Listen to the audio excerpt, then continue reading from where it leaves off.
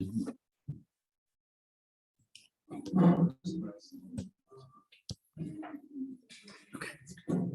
we're back.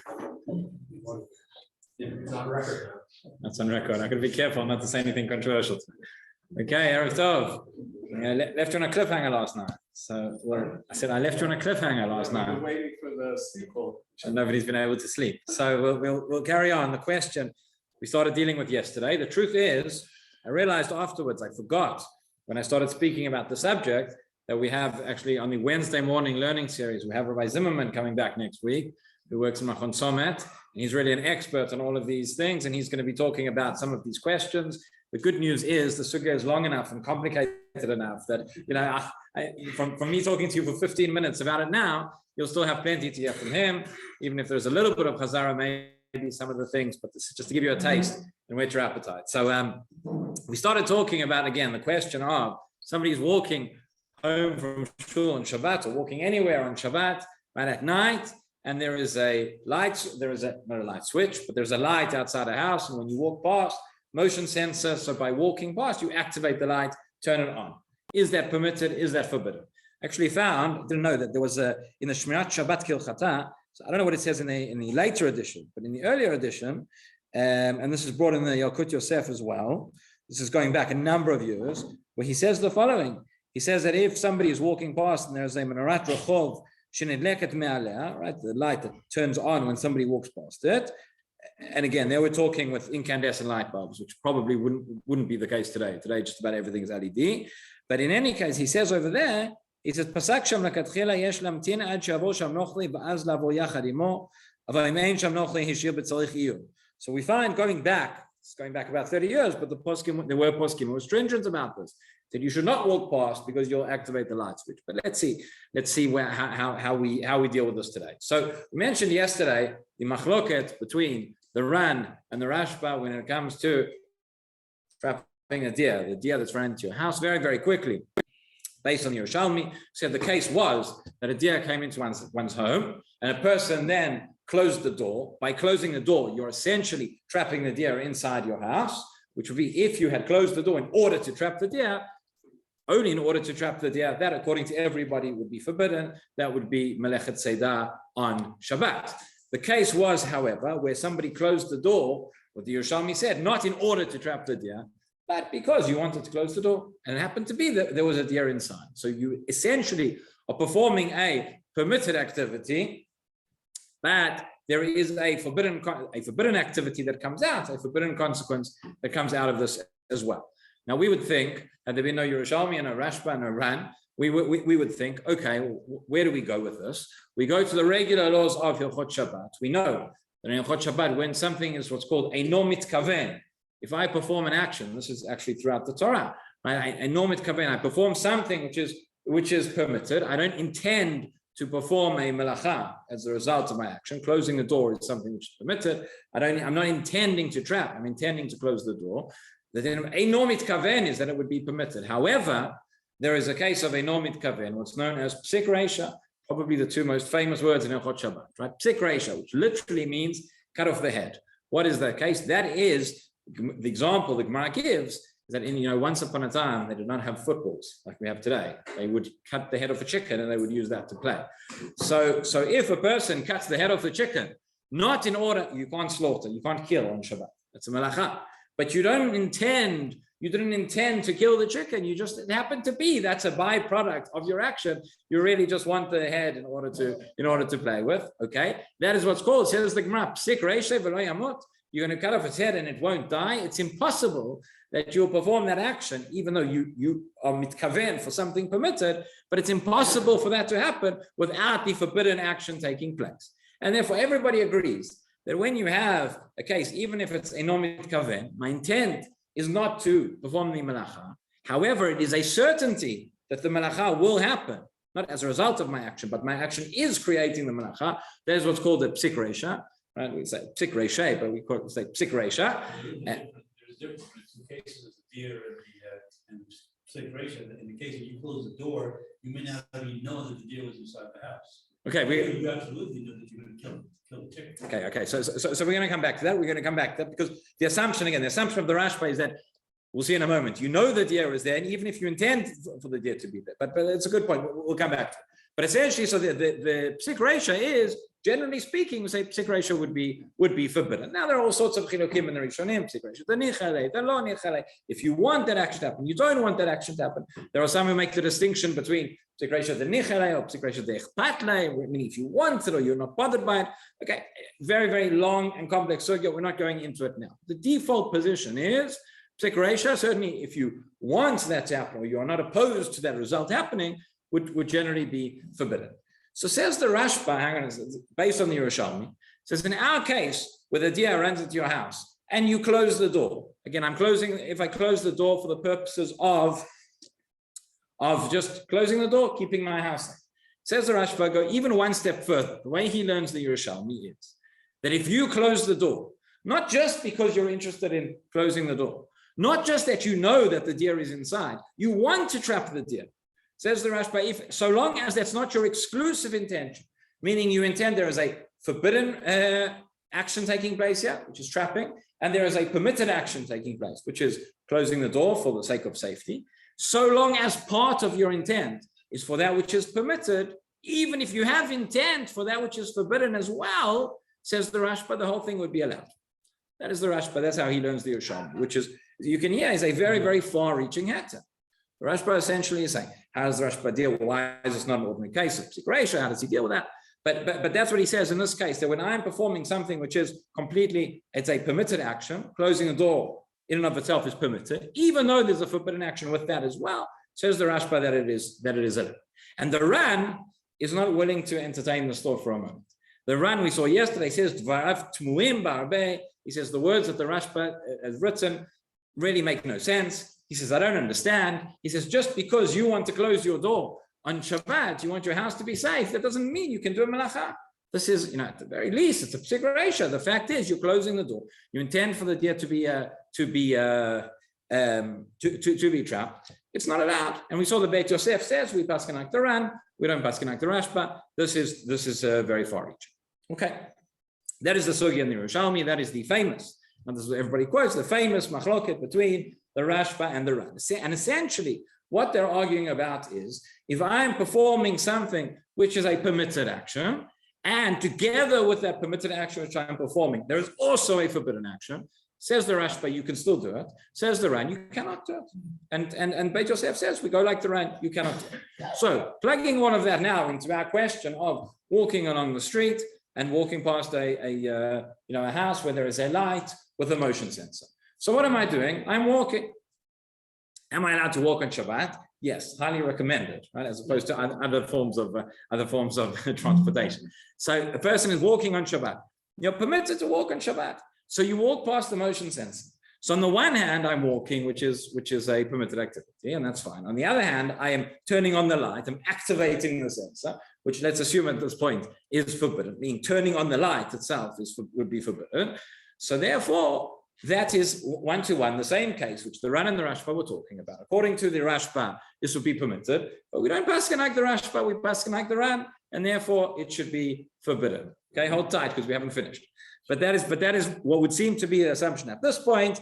Again, whether we say because of psik reisha or whatever, and that's what I quoted for you before. And the Yalkut Yosef going back, who says the same thing. I don't know what the maybe the later versions of the Yalkut Yosef or the Shemirat Shabbat, if the psak has changed, would be interesting to go back and see if they still hold by that position.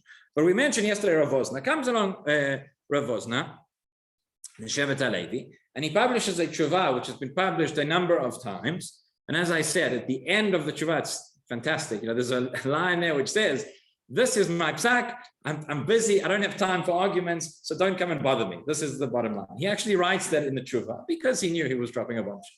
And he says the following, again, the question is, somebody's walking, right, and you're going to activate this light, and it's going to turn on. So he starts off, he says, seemingly, we have the case between the Ran and the Rashba, and this is the machlok. And again, according to the Rashba, it's permitted. According to the Ran, it would not be. But then he says, actually, in this case, this is not similar to the case of the Dia. And even the Ran would say that it's permitted. And everybody would say here that it's permitted. Why? So he says, I've got here for you, I've got some of his language inside, which I'll read. He says the following. He says, Kevan she'adam eino oseh klum mamash. says, because essentially, what are you doing? You aren't doing anything. You're just walking. You haven't done anything. You haven't flicked a switch. You haven't done anything to turn the light on.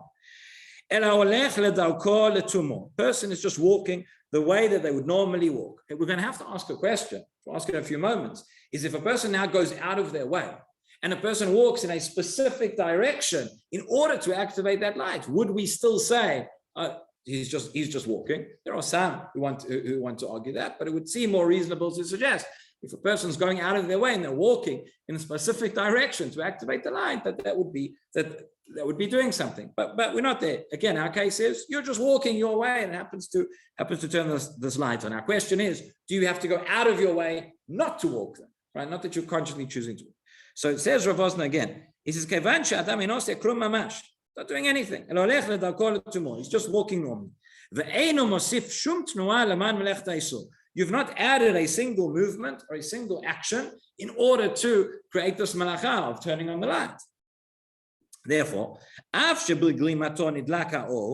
even though you have indirectly, maybe directly, you've caused the light to go on, he says pshita. It's obvious. To him it was pshita. To many others it was not pshita. But he says pshita. He says, so long as you aren't thinking, as the answer to the question I put, so long as you aren't thinking, consciously walking in that direction in order to turn it on, it's a lot in that short sentence. But he says essentially we don't take a person's ordinary walking, we have two components going on here. There is the action a person is doing, and there is the result that comes out. So he says, would we say because of the result, we judge your action, your ordinary walking, actually as a forbidden action, Shabbat? He says, no, we don't do that because ein kan pula shel melacha. He says, why is this different to the case of closing the door? So he says, the machloket between the Ran and the Rashba, the way that Shevet HaLevi understands it, he says that when you close the door, that is an action of trapping. Meaning it can be, right? And that's precisely what the Ran and the Rashba are arguing about. The Rashba would say, you haven't done anything. You've just closed the door, right? What's forbidden about closing a door? The Ran says, what are you talking about? How do you trap? There's a deer in your house. How are you going to trap it? You're going to close the door. You can't tell me that closing the door is not just anything. It says the Maser Tzeidah Muvhak.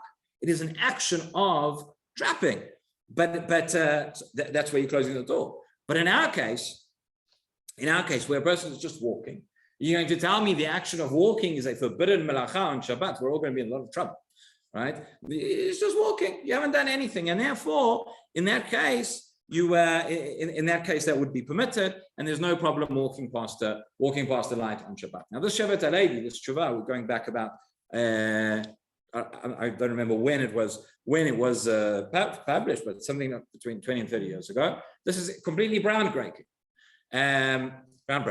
This is what he comes up with, and all of these discussions today, we're dealing with motion sensors and Beit Chacham and everything. It all begins from the starting point, from this tshuva. The question then becomes, how far does this tshuva go, and how far can we extend it? Because there were those who look at it. And there were those who wanted to say, okay, the Shevet HaLevi has told me that I'm just walking, I haven't done anything, and it's turned on, the light has come on. So does that mean, for example, when you have, you think of a hospital or other buildings where you have an electronic door, when a person walks close to the door and the motion sensor, you activate and the door opens. So could you say, well, what am I doing? I'm just walking. I haven't done anything. I'm just walking in this direction. It's the direction I wanted to walk anyway. I'm not interested in the fact that there's an electronic door in front of me. In fact, I'd prefer that there was no door in front of me so that I can continue walking. And therefore, is that the same? Is that the same case? So it seems to be that in the original tshuva, when it was published, the Shevet HaLevi did not say anything about this, but in a later edition, he added in a sentence, even though he said, don't bother me, I don't want to go back and forth. He added in a sentence to show that this is not the same. And he writes, the version of the tshuva that we have that is available now says explicitly, he says, everything I'm telling you, that it is permitted to walk and then the light will turn on, that is not similar to the case of an electronic door. He says that's obvious, that's not similar, and that's something else. He doesn't really go into such great detail about why. A number of years ago, there was a tremendous pulmus about this. There was a big controversy and articles going back and forth in some of the journals about this whole issue of motion sensors. As I mentioned, there were those who wanted to take it and wanted to, based on the Shevet HaLevi, be lenient in terms of walking in front of the electronic eyes for the doors and everything. And the counter argument to that is, number one, right? The one who said that the Shevet HaLevi who gave us this heter said it's not the same. Why is it not the same? Because again, when you're walking, he said explicitly, he said, if you change your route in such a way that you want to walk somewhere in order to turn to activate so that the light should come on, well, now you can't claim anymore that you're not just you're just walking, you haven't done anything. You've walked in such a way in order to create this action that's a result of melacha, and that would be a problem. What about the electronic door? So you say, okay, you haven't changed your route. You walk the ordinary way you want to walk. This was the proof. This was the argument that Rav Eitam Henkin suggested. Hashem Yikom Damo. And he said, wait a minute. What happens if a person's walking towards the electronic door and there's a fault in the sensor and the door doesn't open, right? So what are you going to do? You're going to carry on walking? Obviously, you're not going to carry on walking, but you're going to stop. And you see this all the time. A person's walking and the sensor didn't catch them, so you're going to move around, whatever you're going to do.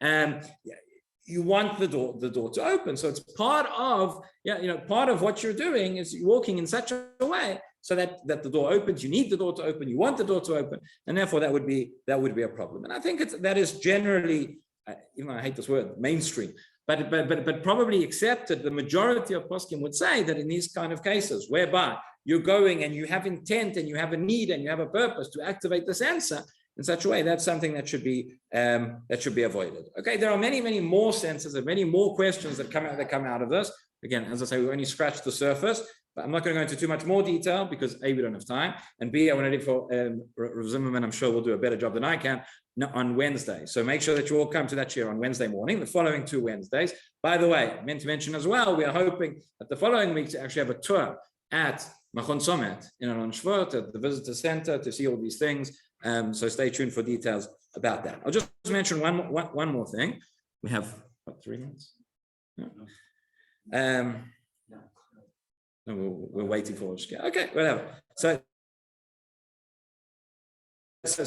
we'll be finished in a moment. So this is Bazak, which is the Chuvot from the Eretz Chemda, where I have the schut to be a part of this as well.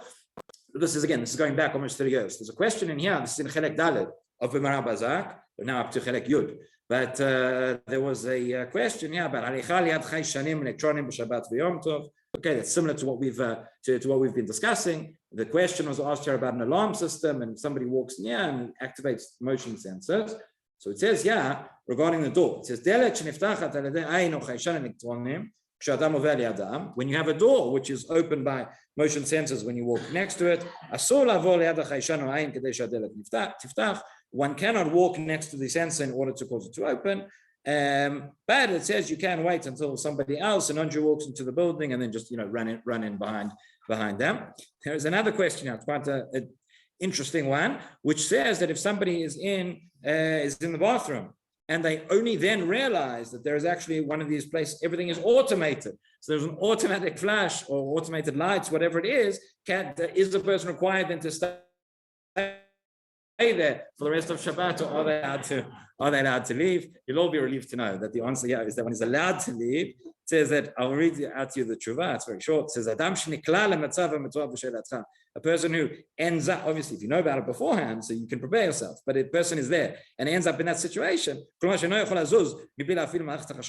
cannot move at that point without operating this electronic system. So a person is then allowed to leave. Better to do it with a shinoi. Again, the svara over here is that if we assume that it's a psikresha, again, the fact is a psikresha delon nichale, because you don't want to operate the system because you want to be able to leave. So then it's probably an isur d'Rabbanan, and if it's an isur d'Rabbanan, they would not go there in such a situation of distress where a person is going to be stuck in prison for the rest of Shabbat. Rabbi Hanania ben Akasha אומר, "Tzakadosh Baruch Hu lezakot Yisrael v'tzakot mitzvot, shnei ha'adonai chafetz man tziko, yagdir Torah."